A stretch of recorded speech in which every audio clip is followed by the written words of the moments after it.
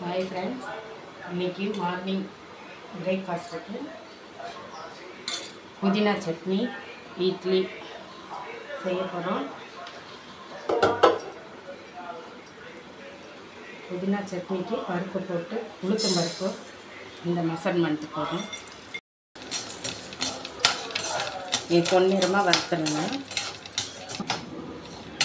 இந்த மாதிரி கோல்டன் ப்ரௌனாக வந்தோடனே ஒரு பிளேட்டுக்கு மாற்றிடுங்க.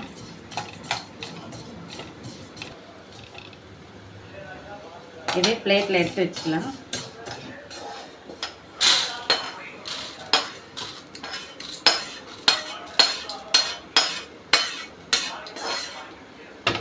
கடையில் கொஞ்சம் எண்ணெய் விட்டு இந்த காஞ்ச மிளகாய் கொஞ்சம் நல்லா வறுத்துருங்க.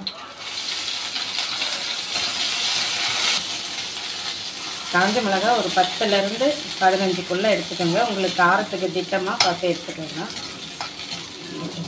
இது ஒரு பிளேட்டில் மாற்றிடுங்க.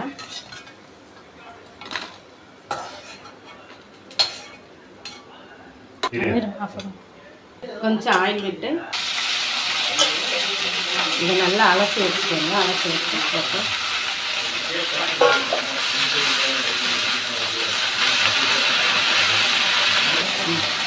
இதை நல்லா வதக்கிங்க. வதக்கிக்கோங்க.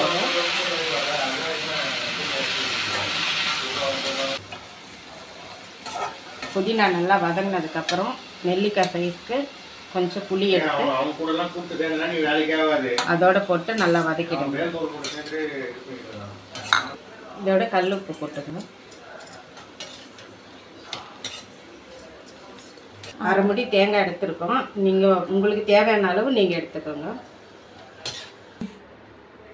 இப்போ வதக்கி வச்சது எல்லாமே எடுத்து போட்டு மிக்ஸி ஜாரில் அரைச்சிப்போம். ஃபஸ்ட்டு தேங்காயும் காஞ்ச மிளகாவும் போட்டு அரைச்சிருவோம். அப்புறம் புதினா போட்டு அரைச்சிட்டு பருப்பு போட்டு அரைக்கும்போது கொஞ்சம் குறன்னு எடுத்தால் சட்னி நல்லாயிருக்கும்.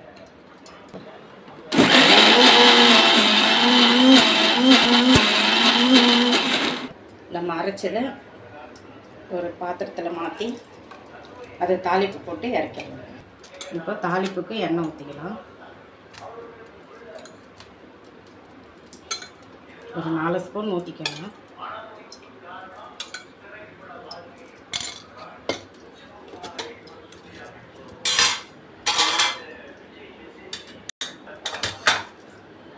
எண்ணெய் காய்ஞ்சதும் கடுகு போட்டுக்கோங்க.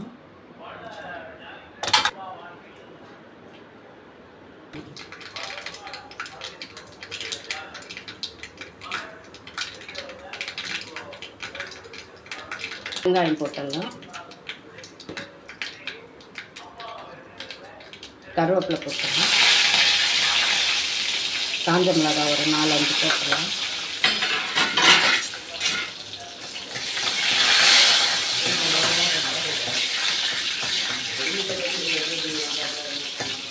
அது நல்லா வறுப்பட்ட உடனே கொஞ்சம் ஒரு பொன்னிறமாக வறுத்த உடனே மிளகா சட்னியில் போட்டு இறக்கிடலாம்.